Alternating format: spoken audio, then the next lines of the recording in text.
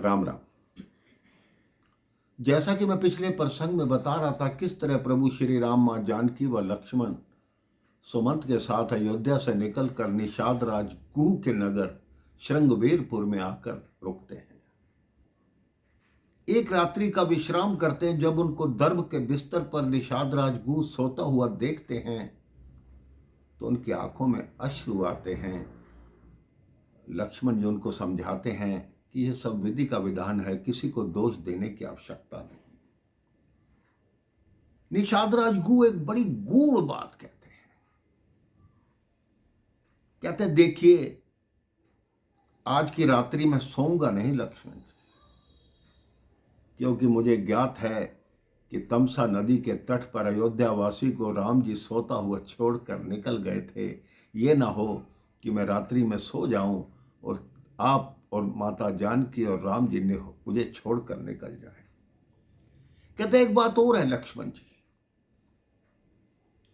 प्रभु श्री राम सोते हुए भी कितने प्रसन्न मुद्रा में हैं और हम जो मानव हैं जागते हुए भी रोते रहते हैं, दूसरों से ईर्ष्या करते हैं। यही जीव और ईश्वर में फर्क है मेरे भाई बहन। ईश्वर किसी भी स्थिति में हो, हमेशा उनके मुखमंडल पर मुस्कान रहती है। हम कितनी भी अच्छी स्थिति में हों, लेकिन हम दूसरों से जलते रहते हैं। मेरे पास ये है, उसके पास मेरे से भी ज्यादा है, उसके पास क्यों है ज्यादा। प्रातः हुई, श्रृंगवेरपुर के लोग धीरे धीरे जाग कर आने लगे। प्रभु के सामने भीड़ लग गई। प्रभु ने बड़ के पेड़ का दूध मंगाया, अपनी जटा बढ़ाने लगे। सुमंत जी फूट फूट कर रोते हैं। कहते ये क्या कर रहे हो राजकुमार, आपके पिता ने मुझे आदेश दिया था कि आपको साथ लेकर वापस लौटूं, कुछ दिन वनों में घुमाकर लौटा लाऊं। राम जी कहते हैं, सुमंत जी, आप हमारे महामंत्री नहीं, मेरे पिता के मित्र हैं। आप जानते हैं कि मैं रघुकुल की मर्यादा को तोड़कर वापस लौटकर 14 वर्ष से पहले कभी नहीं आऊंगा। सुमंत जी मां सीता से निवेदन करते हैं, तुम ही चलो पुत्री, तुम वन के कष्टों को नहीं सहन कर पाओगी। सीता जी कहती हैं, मंत्री जी, मुझे क्षमा करना, लेकिन क्या कभी चांदनी भी चांद से विमुख हो सकती है। इसी तरह मैं अपने पतिव्रत धर्म को निभाते हुए अपने पति के चरणों की सेवा में रहूंगी। अब सुमंत जी लक्ष्मण जी से निवेदन करते कि लक्ष्मण जी, आप ही वापस लौट चलिए।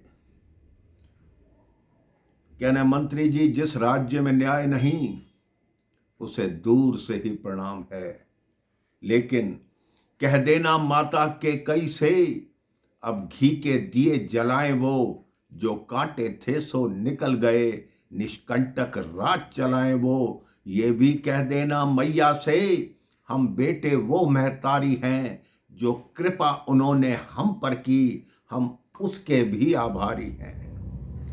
राम जी सुमन जी को कहते हैं, लक्ष्मण जी ने क्रोधवश ऐसा बोल दिया, लेकिन ये सब बातें जाकर अपने मेरे पिताश्री को मत बताइएगा। सुमंत बच्चों की तरह रोते हैं।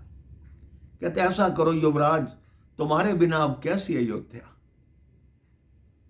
मैं भी तुम्हारे साथ 14 वर्षों तक वनवास में रहूंगा। राम जी उन्हें समझाते हैं, आपका धर्म है अपने राजा और अपने मित्र की रक्षा करना। हमारी अनुपस्थिति में आप ही तो होंगे जो उनका ध्यान रखेंगे, इसलिए मेरा आपसे निवेदन है, आप लौट जाइए। निषाद राज गुह प्रभु के साथ जाने को तैयार होते हैं। सुमन जी कहते ठीक है, निषाद राजगुह आपको आगे छोड़ने जा रहा है। जब ये मुझे समाचार मिलेगा आप सकुशल आगे पहुंच गए हैं तो मैं लौट जाऊंगा। अब निषाद राजगुह प्रभु श्री राम, मां जानकी व लक्ष्मण जी गंगा तट की तरफ आते हैं। गोस्वामी जी ने लिखा, बरबस राम सुमंत्रु पठाए, सुरसरी तीर आप तब आए, मांगी नावना केवट आना, कहूँ तुम्हार मरम में जाना। अब श्री रामचरितमानस का सबसे सुंदर भक्ति का प्रसंग आरंभ होता है मेरे भाई बहन। केवट ने प्रभु से क्या क्या प्राप्त किया, क्या क्या प्रभु से करवाया, इस संदर्भ में मैं आपको अगली कथा में बताऊंगा। राम राम, जय श्री राम।